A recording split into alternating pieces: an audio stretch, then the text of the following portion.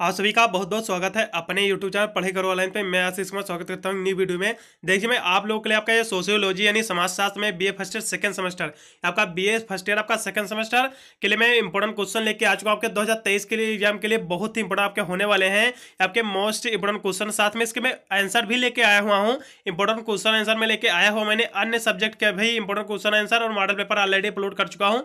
सभी वीडियो को play list में मिल जाएंगे, आप जाकर वॉच कर सकते हैं। सभी वीडियो को मिल जाएंगे, चाहे आप हिंदी इंग्लिश कोई भी सब्जेक्ट ले रखे हो, पॉलिटिकल साइंस रहा हो, भी हिस्ट्री वगैरह, सभी के मैंने इंपॉर्टेंट क्वेश्चन और मॉडल पेपर का वीडियो ऑलरेडी अपलोड कर चुका हूं। आप देख जाकर वॉच कर सकते हैं। देखिए, इस वीडियो में मैं आप लोगों के लिए आपका बीए आपका first year second semester sociology यानी समाजशास्त्र के लिए मैं इंपॉर्टेंट क्वेश्चन आंसर लेके आ चुका हूं। आपके 2023 के एग्जाम के लिए बहुत ही हेल्पफुल होने वाले हैं। यहाँ से आपको सारे प्रश्न उत्तर आपको दिखा दे रहा हूँ, ये ऑल यूनिवर्सिटी के लिए इंपॉर्टेंट है। मैं प्रश्न नंबर 1 पे आ चुका हूं। आपका ये sociology BA first year second semester के लिए इंपॉर्टेंट क्वेश्चन आंसर मैं प्रोवाइड कर रहा हूं इस वीडियो में। आप इस सभी प्रश्नों उत्तर तैयार कर लीजिए, इन्हीं से आपका अच्छी खासी माइंड यहाँ से क्लियर हो जाएगी।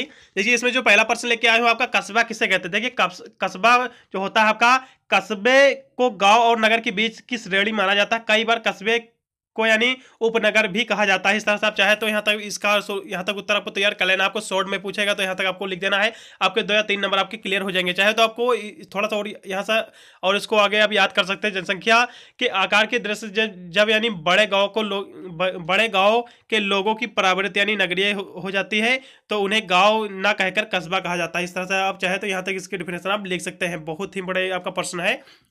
फिर अगला प्रश्न जल्दी से देख लीजिए। फिर अगला प्रश्न इसमें जो लेके आए हैं बहुत ही इंपॉर्टेंट भी आपका प्रश्न है।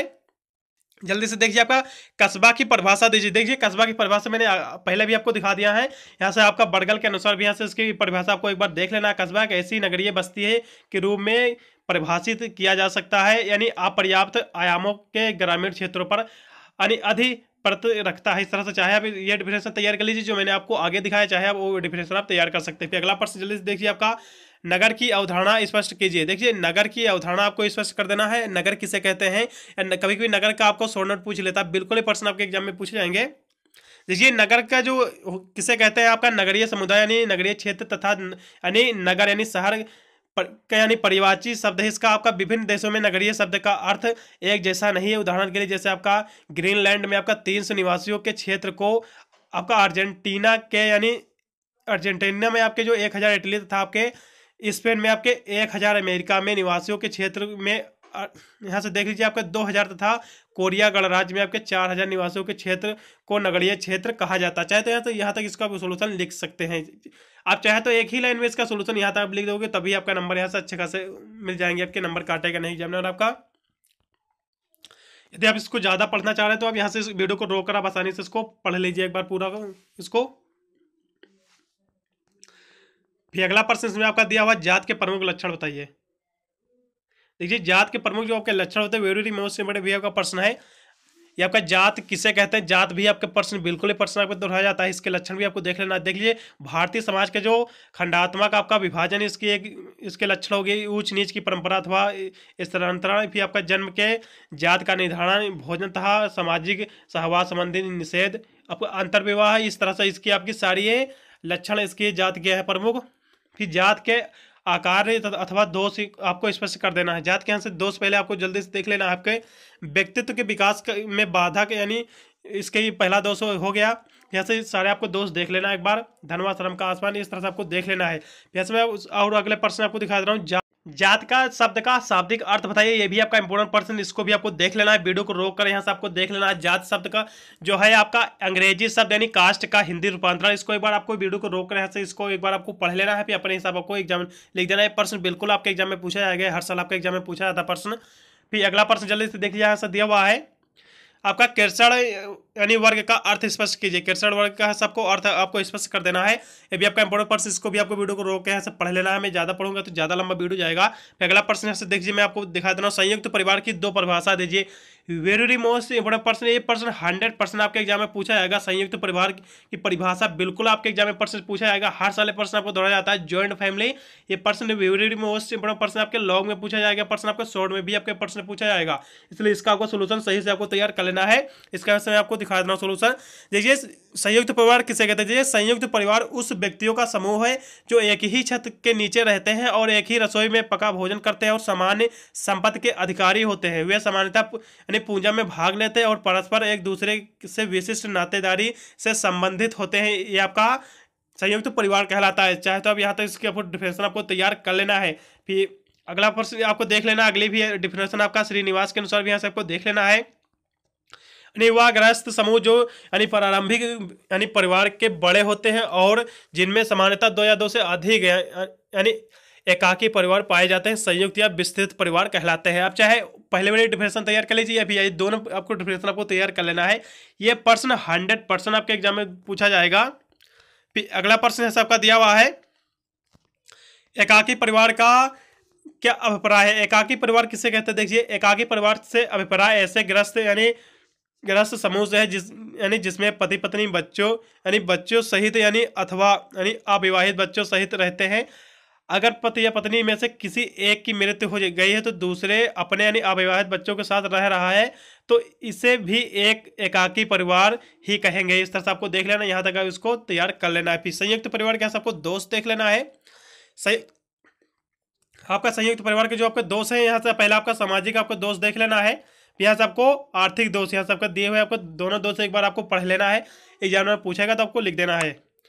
फिर अगला प्रश्न यहाँ से आपका दिया हुआ है, आपका marriage and family in India के लेखक कौन है? आपका केम आपका कपाड़िया इसके लेखक है। हिंदू विवाह का अधिनियम कब लागू हुआ था? आपका 1955 में इसका अधिनियम लागू हुआ था हिंदू विवाह का। अगला प्रश्न से आपका दिया हुआ है, हिंदू विवाह में वरवधु के लिए निर्धारित आयु क्या है? आपका 21 वर्ष आपकी जो लड़कों में इसकी आयु है, आपके 18 वर्ष लड़कियों में इसकी आयु है। ठीक है, अगला प्रश्न से देख लीजिए, आपका हिंदू विवाह के परंपरागत स्वरूप कितने प्रकार के हैं? ये आप प्रश्न देख लीजिए। यहाँ से इसके जो प्रकार है 8 प्रकार है, यहाँ से देख लीजिए जल्दी से। आपका ब्रह्म विवाह हो गया, आपका दैव विवाह हो गया, आर्ष विवाह आपका हो गया। ऐसे इस तरह से आपको देख लेना। असुर विवाह जैसे आपका गंधर्व विवाह, आपका राक्षस विवाह आपका, इस तरह से आपको देख लेना है। सभी 8 के बारे में आपको तैयार कर लेना है, इसके आपको नाम पता होना चाहिए। फिर आपका हिंदू धर्म के प्रमुख समुदाय कितने हैं, नामों को भी आपको बता देना है। देखिए जैसे जितने भी आपके समुदाय हैं, 4 समुदाय हैं इसके।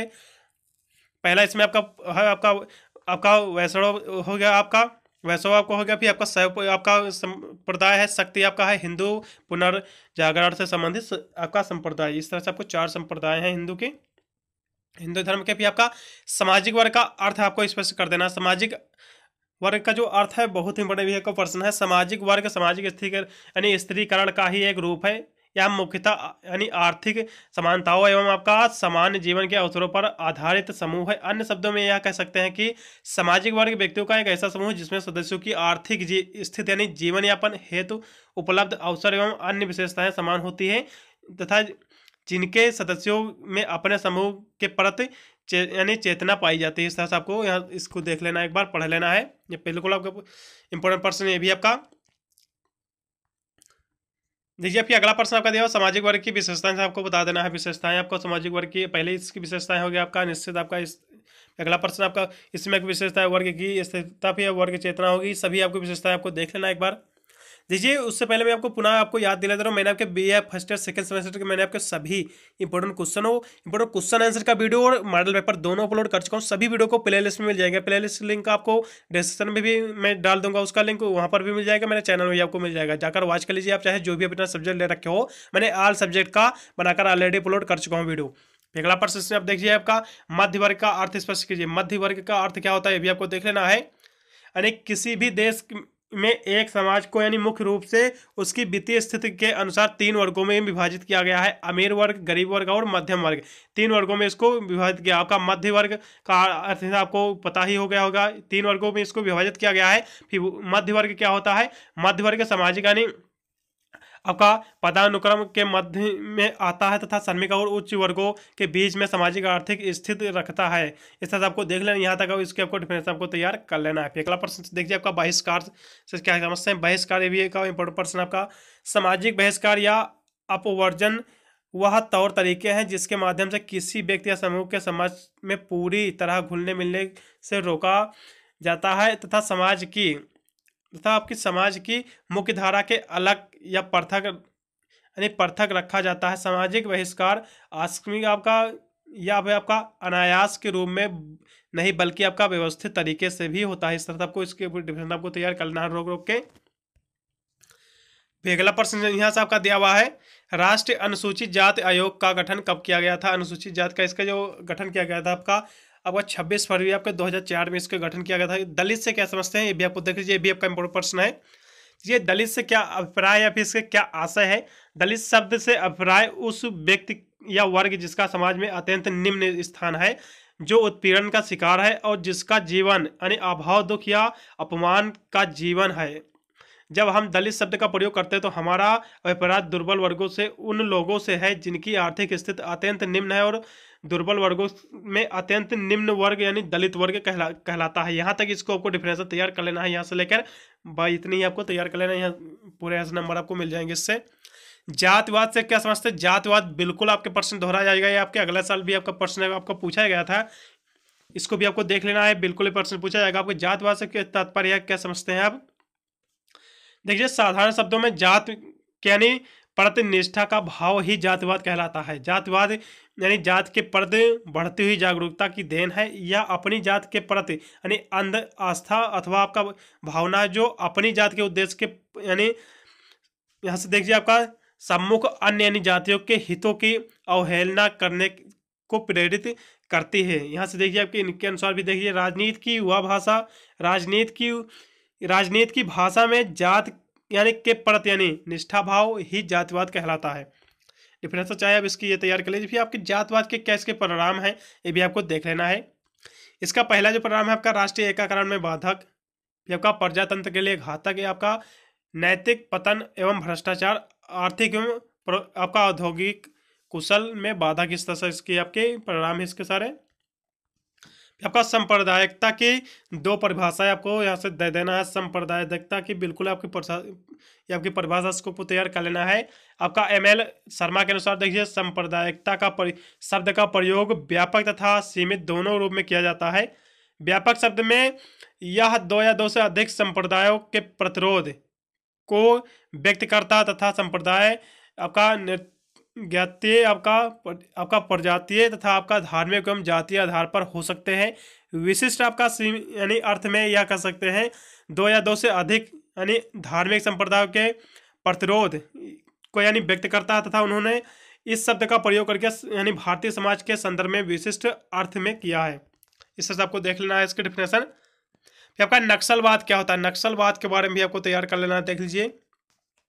नक्सलवाद अथवा नक्सलवादी शब्द एक ही सामान्य शब्द है जिसका प्रयोग भारत के विभिन्न भागों में अलग अलग नामों से क्रियाशील आपका लड़ाकू आपका साम्यवादी समूह के लिए किया जाता है। भारत में पूर्वी राज्यों यानी जैसे आपका बिहार, पश्चिम बंगाल और उड़ीसा हो गया में उन्हें आपका ओमोवादी कहा जाता है, आपका माओवादी भी कहा जाता है, जबकि आंध्र प्रदेश के और दक्षिण राज्यों में इन्हें अन्य नाम से भी आपका जाना जाता है। इन्हें कानूनी रूप से आतंकवादी संगठन घोषित किया गया है। नक्सल शब्द का यानी उद्गम पश्चिम बंगाल से नक्सलवादी यानी नक्सलवाड़ी गांव से हुआ है, जहां यह आंदोलन प्रारंभ हुआ माना जाता है। अगला प्रश्न आपका दिया हुआ, नक्सलवाद की समस्या को दूर करने के लिए सरकार द्वारा किए गए इसके यहाँ से नीति यहाँ सबको देख लेना है। इसकी आपको नीति भी आपको एक बार पढ़ लेना है। फिर अगला प्रश्न जल्दी से देखिए, आपका राष्ट्रीय एकीकरण का अर्थ, ये भी आपका इंपॉर्टेंट प्रश्न है। देखिए ये लेक्चर आपके बहुत इंपॉर्टेंट आपका होने वाला है। इसमें काफ़ी में प्रश्न लेके आए हुए हैं भाई, सभी आपको पूरा आपको लेक्चर अटेंड कर लेना है, बस इससे आपको अच्छे खासे मार्क्स दिलाने में आपकी मदद करेगा ये पूरा लेक्चर। आपको एकीकरण के अर्थ को समझने के लिए सबसे पहले अभिसरण शब्द का अर्थ समझना आवश्यक है, क्योंकि अभिसरण का अर्थ होता है विभिन्न विचारधाराओं का एक ही समान बिंदु पर मिलना, या जब यानी विभिन्न यानी विचारधाराओं के भौतिक लक्षणों, सांस्कृतिक विशेषताओं, भाषाओं एवं आपका भिन्नताओं के लोग एक समान दृष्टिकोण प्राप्त करने का प्रयास करते हैं, तो उसे अभिसरण कहा जाता है। यहाँ तक इसके आपको डिफिनेशन आपको तैयार कर लेना है। फिर अगला प्रश्न जल्दी से देखिए, आपका सामाजिक परिवर्तन की अवधारणा का अर्थ स्पष्ट कीजिए। सामाजिक परिवर्तन देख लेना आपके दीजिए, परिवर्तन को अंग्रेजी में चेंज कहते हैं। देखिए इस तरह से आपको इसकी डिफरेंस एक बार आपको रोक के पढ़ लेना है। मैं ज़्यादा पढ़ूंगा तो ज़्यादा लंबा वीडियो जाएगा, कुछ प्रश्न आपको यहाँ से रोक के पढ़ लेना है वीडियो को थोड़ा से। फिर आपका भारत में परिवार नियोजन की आवश्यकता एवं महत्व बताइए। बहुत ही आपका इंपॉर्टेंट भी आपका प्रश्न है, इसको भी आपको देख लेना है। इसकी क्या आवश्यकता है, इसके महत्व भी आपको देख लेना है। फिर अगला प्रश्न यहाँ सबका दिया हुआ है, भारत की बढ़ती जनसंख्या को रोकने के उपाय। भारत में जो बढ़ती जनसंख्या को रोकने के जो उपाय हैं, आपका विवाह की आयु में वृद्धि, आपका परिवार नियोजन, स्वस्थ मनोरंजन, शिक्षा का प्रसार, ये सारी आपकी परिवार नियोजन की यह जनसंख्या रोकने के यहाँ से ये सारी रोकने के उपाय हैं आपके। फिर अगला प्रश्न जो है सब दिया हुआ है, नारी की परिस्थिति को सुधार करने के लिए सरकार द्वारा किए गए विधायी उपाय बताइए। विधायी उपाय देखिए, हिंदू विवाह अधिनियम जो पारित किया गया था 1955 में किया गया था, ये सारे आपके। फिर अगला देख लीजिए आपका दिया हुआ समान पारिश्रमिक अधिनियम आपका 1976 में इसका लागू हुआ था। कारखाना संशोधन अधिनियम 1976 में भी आपका लागू हुआ था। बाल विवाह अवरोधक यानी संशोधन, ये भी आपका 1976 में लागू हुआ था इसका अधिनियम। आपका अनैतिक यानी व्यापार कानून जो हुआ था निवारण, ये आपका 1986 में हुआ था। और दहेज निषेध यानी कानून जो दहेज के प्रति लागू हुआ था आपका 1986 में भी आपका लागू हुआ था। फिर आपका नारी का अभद्र यानी चित्रण यानी निषेध अधिनियम जो लागू हुआ था आपका 1986 में भी आपका लागू हुआ था। और घरेलू हिंसा में नारियों का संरक्षण अधिनियम 1905 यानी 2005 में आपका लागू हुआ था। फिर ऐसे कुछ मैं लघुत्तरी प्रश्न भी आपको दिखा दे रहा हूँ जल्दी से। आपका ग्राम की प्रमुख विशेषता देखिए, गांव किसे कहते हैं, गांव की प्रमुख विशेषता भी आपको देख लेना। गांव की विशेषता सबको पता होगी। देखिए ग्रामीण यानी ग्रामीण विशेषताओं को ही ग्रामीण जीवन का अंग कहा जाता है। इन्हीं विशेषताओं के आधार पर गाँव को पहचाना जा सकता है और नगरों को पृथक किया जा सकता है। देखिए इसमें जो पहली इसकी विशेषता है, जीवन यापन प्राकृत पर निर्भर करता है। देखिए प्राकृत पर कैसे निर्भर करता है, मान लो क्योंकि गांव की अधिक यानी सबसे ज़्यादा जनसंख्या होती है, सारी आपकी कृषि पर निर्भर होती है। ये गांव के लोगों का जीवन जो होता है अभी कृषि पर, पशुपालन, आपका शिकार, मछली पकड़ने और भोजन संग्रह करने आदि की क्रियाओं पर निर्भर होता है। इन सब कार्यों के लिए व्यक्ति के प्राकृतिक को प्रत्यक्ष और निकट संपर्क में रहना है। भूमि, मौसम, जल और सभी प्राकृतिक के अंग है। मौसम के अनुरूप व्यक्ति को अपने को ढालता और यानी वर्षा, शीत आपकी होगी, गर्मी होगी आदि कृषि को प्रभावित करता है। इससे आपको देख लेना है। इसकी सभी आपको डिफिनेशन तैयार कर लेना वीडियो को रोक रोक के। फिर आपका समुदाय का छोटा आकार, देखिए समुदाय का छोटा आकार, इसके बारे में आपको देख लेना है। प्राकृतिक का प्रत्यक्ष निर्भरता यानी समुदाय के आकार को छोटा बनाती, क्योंकि कार्य और पशुचारण के जीवन यापन के लिए प्रति व्यक्ति भूमि की मात्रा अधिक चाहिए। इस तरह से आपको देख लेना है। भी आपका फिर कम जनसंख्या, देखिए गांव में जो जनसंख्या निवास करती है बहुत ही कम रहती है शहरों की अपेक्षा, इसलिए ये भी आपका कम जनसंख्या, ये भी आपको डिफिनेशन तैयार कर लेना इसी अंतर आपको लिख के। फिर प्राकृतिक का घनिष्ठ संबंध, ये भी आपको देख लेना है।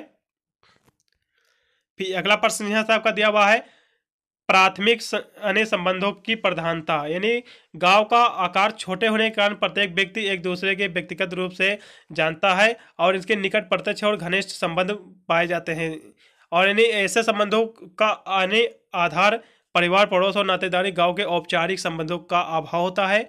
इस तरह से आपको देख लेना है। फिर अगला प्रश्न इसमें आपको देख लेना है, इसकी विशेषता आपका सरल और सादा यानी सरल और सादा जीवन। जो ग्रामीण लोगों का जीवन होता है आपका यानी सरल और सादा होता है, क्योंकि ग्रामीण लोगों का जीवन सरल और सादा होता है। वे नगर की यानी तड़क भड़क चमक यानी धड़क आडंबर और यानी बनावटी जीवन से दूर होते हैं। ये सभी आपको हेडिंग तैयार कर लेना है। हेडिंग के अंतर्गत आप अपने भी आप बना कर लिख सकते हो। धर्म प्रथा और यहाँ से ज़्यादातर गांव में धर्म और जात ज़्यादा प्रचलित होता है। सभी का समुदाय भावना होती है। परिवार संयुक्त परिवार भी होता है यानी जॉइंट फैमिली होती है। सभी लोग एक ही परिवार में रहते हैं कहने मतलब। फिर आपका अगला प्रश्न इसमें आपका दिया हुआ पशु की यानी कृषि की प्रधानता, क्योंकि यहाँ से 75% जो होती है ग्रामीण के लोगों की कृषि होती है भारत के, यानी लगभग 75% लोग प्रत्यक्ष रूप या अप्रत्यक्ष रूप द्वारा कृषि का यापन करते हैं। फिर अगला इसमें आपको देख लेना जाति प्रथा, यहाँ से गांव में सबसे ज़्यादा जात की प्रथा ज़्यादा होती है। फिर अगला इसमें आपको देख लीजिए जातिवाद किसे कहते हैं, ये भी आपका प्रश्न आ गया, जबकि मैंने इसको आगे भी बताया हुआ था पहले शॉर्ट में। इसका आपको सही से तैयार कर लेना, प्रश्न बिल्कुल पूछा जाएगा आपके एग्जाम में। देखिए जातवाद राजनीति के रूपांतरण जात के प्रति निष्ठा है। चाहे तो यहाँ तक इसकी आप डिफिनेशन तैयार कर लेना। फिर यहाँ से बहुत सारी यहाँ से डिफिनेशन इसकी दी हुई हैं, जो आपको अच्छी लगे आपको तैयार कर लेना है। फिर अगला प्रश्न से आपका दिया हुआ जातवाद को प्रोत्साहन करने वाले कारण यहाँ से आपको देख देना है। जातवाद को जो यानी प्रोत्साहन जो करते हैं, इसको जो बढ़ावा देते हैं इसमें जो पहला आपका हो गया अंतर विवाह का प्रचलन, स्वीकृतिकरण, फिर आपका जाति संगठन, ये सभी आपको डिफिनेशन के अंतर्गत आपको रोक रोक के वीडियो को एक बार पढ़ लेना है। आपका संघवाद का विकास, फिर आपका ये भी आपको देख लेना। आपका आपका सांप्रदायिकता का अर्थ और विशेषताएं यहाँ सबको देख लेना है। धार्मिक पहचान पर आधारित आक्रमण उग्रवाद को यानी सामान्य बोलचाल की भाषा में संप्रदायवाद और सांप्रदायिकता कहते हैं। यहाँ तक आपको डिफरेंसेस की तैयार कर लेना। एक बार वीडियो को रोक के इसको भी आपको पूरा आपको अध्ययन कर लेना है। एक बार यहाँ तक भी आपको पढ़ लेना। फिर आपका चाहे तो अब यहाँ तक इसके आपको डिफिनेशन आपको तैयार कर लेना है। यहाँ से आपका स्मिथ के अनुसार भी इसकी डिफिनेशन यहाँ से दी हुई है। यहाँ से शर्मा के अनुसार, आपका ML शर्मा के अनुसार भी इसकी डिफिनेशन यहाँ से दी हुई है। फिर आपका सांप्रदायिकता के कारण क्या होते हैं, इसकी चर्चा कीजिए। इसके कारण भी आपको देख लेना है। फिर आपको ऐसे जनसंख्या विस्फोट के कारण और इसका उल्लेख, जनसंख्या वृद्धि बिल्कुल प्रश्न आपके इंपॉर्टेंट प्रश्न आपके हर साल प्रश्न आपके एग्जाम में दोहराया जाता है। प्रश्न बिल्कुल तैयार करोगे। जनसंख्या वृद्धि बिल्कुल वेरी वेरी मोस्ट इंपॉर्टेंट का प्रश्न है। जनसंख्या वृद्धि यानी जनसंख्या किसे कहते हैं, जनसंख्या वृद्धि, जनसंख्या विस्फोट के कारण के सभी को आपको विस्तृत में आपको तैयार करना है। देखिए इसमें जो इसके जो प्रमुख जो कारण होते हैं, पहला इसमें कारण हो गया आपका ऊंची जन्म दर की कारण, यानी भारतवर्ष में ऊंची जन्म दर का होना यानी जनसंख्या वृद्धि का प्रमुख कारण माना जाता है, क्योंकि भारत में वार्षिक औसत जन्म दर की अपेक्षा कम और मृत्यु दर की तीव्र कमी होती है। क्योंकि कहने तरफ आपका जो भारत में यानी जन्म लेने वाले शिशुओं की संख्या जो है ज़्यादा है और खत्म होने यानी जो मरने वालों की संख्या कम है। इस तरह से इसकी जो संख्या है ये काफ़ी बढ़ती जा रही है। फिर आपका विवाह की अनिवार्यता भी इसका एक मेन कारण है आपका जनसंख्या वृद्धि का। देखिए भारत में जनसंख्या वृद्धि का सामाजिक कारण विवाह की अनिवार्यता है।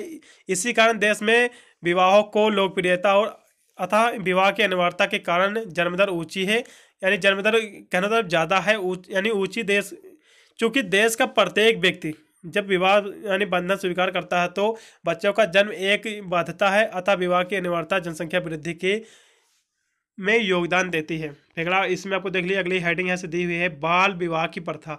बाल विवाह यानी छोटे में ही विवाह हो जाना, यानी हमारे देश में बाल विवाह की प्रथा का प्रचलन एक आम बात है। यद्यपि अनुमान की विवाह की औसत आयु में वृद्धि हो रही है, यद्यपि आज भी बड़ी संख्या में लड़कियों का विवाह ऐसी आयु में हो जाता है जब वे ना सामाजिक रूप से या आपका यानी भावात्मक रूप से, मनोवैज्ञानिक और आपका आयु क्रम से ही विवाह के लिए तैयार होती हैं। जब आपका भारतवर्ष में शिक्षित समाज को देर से विवाह को बाल विवाह यानी बल दिया गया। आपका जो देर से विवाह को बल दिया जा रहा है, इस तरह से आपको देख लेना। फिर आपका अगर इसमें आपको अगली हेडिंग दी हुई आपका निर्धनता एवं निम्न जीवन स्तर। निर्धनता यानी गरीब लोग, इस देखिए भारत में 43% लोग जनसंख्या निर्धन है, यानी भारत की 43% जो जनसंख्या है वो निर्धन गरीब है। इस तरह से इसको भी आपको हेडिंग देख लेना है। फिर अगला प्रश्न इसमें आपका दी हुई हेडिंग आपका मनोरंजन के साधनों की कमी। मनोरंजन के साधनों की कमी भी है यहाँ से, ये भी आपका इसका कारण हो गया। वीडियो को रोक रोक के सभी हेडिंग आपको तैयार कर लेना। इसके अंतर्गत आपको एक बार पढ़ लेना, बनाकर लिख सकते हो आराम से अपने एग्जाम में। आपका गर्म जलवायु, देखिए भारत की जलवायु जो है गर्म जलवायु है, इसका भी एक प्रभाव पड़ता है इसकी जनसंख्या वृद्धि पर। देखिए यहाँ से आपको दिखा रहा हूँ, इसकी अपेक्षा देखिए जो क्षमता देर से यहाँ से आपका जैसे इंग्लैंड, अमेरिका जो हो गया, कनाडा वगैरह, इसमें आपकी जनसंख्या जो इसकी वृद्धि ज़्यादा नहीं, क्योंकि यहाँ से जो इसकी जो जलवायु है आपका ज़्यादा तीव्र यानी गर्म जलवायु नहीं, वहाँ की मीडियम की जलवायु, इसलिए वहाँ की जनसंख्या भी कम है। फिर आपका मृत्यु दर में गिरावट। मृत्यु दर में गिरावट का मतलब मृत्यु यानी कम होती है, गिरावट आई है, इस तरह आपको देख लेना है। क्योंकि मृत्यु दर में अभी कमी नहीं आई है, इस तरह से आपको इसको भी आपको पढ़ लेना। अशिक्षा भी इसका एक कारण है। देखिए अशिक्षा भी इसका एक कारण होता है जनसंख्या वृद्धि का। ये भी आपका बहुत ही अंधविश्वास में लोग रहते हैं। आपका धार्मिक विश्वास भी, ये भी आपका इसका एक कारण हो गया है, इसके अंतर्गत भी आपको पढ़ लेना है। ये सभी बहुत ही ईजी प्रश्न, सभी के अंतर्गत आप आसानी से लिख सकते हो, तो आपको बहुत पहले से प्रश्न आप लोग पढ़े होंगे। आपका परिवार नियोजन के प्रति उदासीनता, ये भी आपका इसका कारण है। आपका शरणार्थी के, ये भी आपको देख लेना। सभी मैंने हेडिंग आपको दिखा दिया, वीडियो को रोक कर एक बार पढ़ लोगे तो बिल्कुल आप अपने एग्जाम में अच्छे से लिख पाओगे। फिर ऐसा कुछ दीर्घ भी प्रश्न आप देख लीजिए, गाँव किसे कहते हैं, वेरी मोस्ट इंपोर्टेंट भी का प्रश्न है। भारत गाँव का देश कहा जाता है, सभी को पता है, क्योंकि आज भी हमारे देश की कुल जनसंख्या का 3/4 यानी 3/4 का मतलब हो गया 4 में से 3 भाग जो अधिक ग्रामीण समाज से ही निवास करता है। अतः भारत में ग्रामीण जीवन का अत्यंत महत्व, क्योंकि यानी गांव कोई नवीन शब्द नहीं है, क्योंकि इसका आदिकाल से ही इसका प्रयोग सामाजिक संबंधों के स्थायित्व प्रदान करने वाले संगठन के रूप में किया जा रहा है। यानी गांव से पहले यानी यहाँ से कि गिरा अर्थात आपका आपका गिरोह अथवा झुंड या यात्री इत्यादि शब्दों का प्रयोग किया जाता है। इस तरह से आपको देख लेना है, इसका आपको डिफिनेशन एक बार पढ़ लेना है यहाँ तक। यहाँ से इसके पीके के अनुसार भी आपको चाहे तो डिफिनेशन इसकी आपको तैयार कर लेना है। फिर से अगला प्रश्न आपका दिया हुआ नगर का अर्थ एवं परिभाषा है, यहाँ से आपको दे देना है। नगर किसे कहते हैं सभी को पता है। आपका नगरीय समुदाय नगरीय क्षेत्र का यानी नगर यानी शहर का पर्यायवाची है, जिसकी कोई सर्वमान्य परिभाषा देनी कठिन है। इस तरह से आपको एक बार इसको पढ़ लेना सही से। इसको मैंने आगे भी शॉर्ट में दिखाया हुआ था। इसकी डिफिनेशन आपको यहाँ से तैयार करना है लुईस बर्थ के अनुसार। इसकी आपको डिफिनेशन यहाँ से आपको तैयार कर लेना है, या फिर इसके आपके अगले भी इसमें कोई डिफिनेशन बहुत सारी दी हुई जो आपको अच्छी लगे आपको तैयार कर लेना है। नगर ऐसा समुदाय जिसमें सामाजिक आर्थिक और राजनीतिक विषमता पाई जाती है। यह कृत्रिमता व्यक्तिगता एवं प्रतियोगिता एक धनी जनसंख्या के कारण नियंत्रण के औपचारिक साधनों द्वारा संगठित होता है। इसमें जो आपको डिफिनेशन आपको याद करने में अच्छी लगी आपको तैयार कर लेना है। फिर आपका भारत समाज यानी विविधता से भरा हुआ है, निबंध आपको लिख देना है। भारत विविधता पर आपको निबंध लिख देना है, डाइवर्सिटी पे। ये भी आपका इंपॉर्टेंट प्रश्न, इसको भी आपको एक बार सही से पढ़ लेना है। वीडियो को रोक के थोड़ा सा, वीडियो मोस्ट इंपॉर्टेंट व्यू का प्रश्न है, ये भी आपको एक बार सही से इसको भी आपको पढ़ लेना है। फिर आपका परिचय का अर्थ क्या है, इसके बारे में भी आपको देख लेना है। ये भी आपका बहुत ही बड़ा भी आपका प्रश्न है, ये प्रश्न बिल्कुल पूछा जाएगा। परिचय का अर्थ, इसकी आपको विशेषताएं भी आपको दे देना है। बहुत ही आपका इंपॉर्टेंट भी आपका प्रश्न है, इसका आपको डिफिनेशन आपको तैयार कर लेना चाहिए। यहाँ से आपको देख लेना एक बार। परिचय का अर्थ एक विशिष्ट यानी नजरिया यानी देखने का तरीका, जिसके द्वारा समाजशास्त्री अपने अध्ययन को यानी समझने एवं आपका सुव्यवस्थित करता है। प्रत्येक समाजशास्त्री परिचय समाज यानी समस्या को अध्ययन के लिए कुछ यानी सैद्धांतिक यानी कल्पनाओं का सहारा लेता है, जिसमें आपके अगर समस्या या इकाई में यानी संपूर्ण व्यवहार का नहीं हो तो कम से कम उसकी जो प्रमुख विशेषता है वह प्रकृति का पता लग जाता है। परिचय के आधार पर एक ही यानी सामाजिक यथार्थ में पाई जाने वाली यह सबका नियमबद्धता एवं आपका अनियमित बद्धता की व्याख्या करता है। इस तरह आपको देख लेना। आप इसकी डिफिनेशन आप नीचे भी दी हुई बहुत सारी देख सकते हो। यहाँ से आपका फैराटिकल के अनुसार भी यहाँ से देख लीजिए। आपका समाजशास्त्री का व्यक्तियों का अध्ययन ये परिचय इसी बात पर आधारित है कि व्यक्ति को समाज में अलग करना असंभव है, यानी विभिन्न अंशों के एक यानी सभी व्यक्तियों का एक दूसरे पर आश्रित है। इसकी डिफिनेशन आपको यहाँ से तैयार कर लेना है, जो भी आपको अच्छी लगी यहाँ से देख लेना, एक बार इसको पढ़ लेना है। इसकी विशेषता भी आपको देख लेना है। आपका सामान्यात्मक प्राकृत होगी, आपका वैज्ञानिक प्राकृत, वस्तुनिष्ठा, व्यापक एवं खुलापन। इसकी आपको विशेषता भी आपको देख लेना एक बार। अभी आपका अगला प्रश्न दिया हुआ उपागम का अर्थ समझते हुए इसके विभिन्न प्रकारों की भी आपको व्याख्या कर देना है। आपका उपागम का अर्थ है, ऐसे देखिए। उपागम एक ऐसी तरीका या दृष्टिकोण है जिसके आधार पर किसी अन्य सामाजिक संरचना, सामाजिक घटना, सामाजिक व्यवस्था और सांस्कृतिक विशेषताओं को समझने उसकी विवेचना करने का प्रयत्न किया जाता है। यहाँ तक आपको डिफिनेशन इसको तैयार कर लेना है। इसका अर्थ यहाँ से तैयार कर लेना। इसकी यहाँ पे डिफिनेशन आप चाहे तो इसकी यहाँ से आप तैयार कर लीजिए। ज्ञान की शाखा से संबंधित यानी अध्ययन के लिए एक हम विशेष संदर्भ में जिस दृष्टिकोण या पद्धति का उपयोग करते हैं उसी को अध्ययन का उपागम कहा जाता है। यहाँ तक चाहे इसके आपको डिफिनेशन यहाँ तक आपको तैयार कर लेना है। फिर देख लीजिए अगला प्रश्न जैसे आपका दिया हुआ है हिंदू विवाह का उद्देश्य और इसके वर्तमान में क्या स्थित है, आपको देख लेना। हिंदू विवाह बिल्कुल आपका प्रश्न पूछा जाएगा, हर साल प्रश्न आपको दोहराया जाता है, इसके बारे में आपको सही से तैयार कर लेना है। ये हिंदू विवाह से तात्पर्य धर्म और रीत के उद्देश्यों की पूर्ति करना है। इस स्त्री तथा पुरुष का धार्मिक कृतियों यानी द्वारा संबंध जोड़ा जाता है। ये आपका इसमें जो इसकी जो उद्देश्य है, जैसे धर्म का पालन हो गया, आपका हिंदू विवाह का उद्देश्य मेन होता है, इसमें धर्म का पालन किया जाता है अपने। इसको आपको देख लेना अपने हिसाब से, यहाँ तक वीडियो को रोक कर आपको पढ़ लेना है। ये भारतीय धर्मशास्त्रों के अनुसार हिंदू विवाह का प्रमुख उद्देश्य धर्म का पालन माना जाता है, क्योंकि यह धर्म के से हमारा तात्पर्य कर्तव्य है कि समाज के में पुरुष के अनेक कर्तव्य होते हैं। पुरुष अपने पत्नी को यानी अभाव से यानी संपन्न नहीं कर सकता है, यानी इसी कारण मनुष्य को स्त्री की आवश्यकता पड़ती है, विवाह करके ही स्त्री प्राप्त होती है। देखिए इसे तो आपको देख लेना है। फिर अगला प्रश्न इसी में आपको देख लेना, इसकी आपको इसके कारण है सबको देख लेना है। ये सारे आपके उद्देश्य हैं हिंदू विवाह के, सॉरी इस सभी उद्देश्य आपको देख लेना है। यह सबका यौन सुख प्राप्त करना ये भी आपका है इसका उद्देश्य, इसके बारे में आपको पढ़ लेना है। फिर आपका संतान उत्पत्ति ये भी आपका इसका उद्देश्य है, इसके बारे में आपको सही से पढ़ लेना है। एक बार वीडियो को रोक के थोड़ा सा। यह स्पष्ट है संतान उत्पत्ति, यह स्पष्ट है कि हितों में, ये आपको देख के पढ़ लेना एक बार। आपका हिंदू विवाह के वर्तमान यहाँ से परिवर्तन भी आपको देख लेना है, इसमें क्या परिवर्तन हुए हैं पहले से ये आपको देख लेना है एक बार। यहाँ से एक बार इसको भी आपको पढ़ लेना है। फिर अगला प्रश्न का देवा हिंदू धर्म के सिद्धांत को बताते हुए इसके स्वरूपों की विवेचना कीजिए। हिंदू धर्म का सिद्धांत क्या होता है देखिए, ये भी देख लीजिए। आपका धर्म जीवन की एक विधि होने के कारण इसका उद्देश्य व्यक्ति का नैतिक, आध्यात्मिक और सांसारिक विकास करना है। इसके लिए हिंदू धर्म में कुछ सिद्धांतों को अधिक महत्व दिया गया है, जिन्हें हम यानी पंचयज्ञ, पुरुषार्थ, कर्म का सिद्धांत, आत्मा की अमरता तथा अध्यात्मकवाद भी कहते हैं। इस तरह से आपको देख लेना है। इस सभी के बारे में आपको पढ़ लेना है विस्तार से। यहाँ से सारी हेडिंग आपको दी हुई है, इसके अंदर आपको पढ़ लेना है। इसका सिद्धांत यही आपका है। फिर पुरुषार्थ किसे कहते हैं, पुरुषार्थ के बारे में आपको एक बार पढ़ लेना, वीडियो को रोक के थोड़ा सा। कर्म का सिद्धांत क्या होता है इसके बारे में आपको पढ़ लेना है। सभी आपको हेडिंग तैयार होनी पता होनी चाहिए। यदि लॉन्ग में पूछ रहा तो को लिख देना, यदि शॉर्ट में पूछ रहा तो इसके आपको हेडिंग आपको सिंपली आपको लिख देना है पॉइंट छोड़ के बस। आत्मा की अमरता ये भी आपको देख लेना है, इसको भी आपको लास्ट में देख लेना एक बार।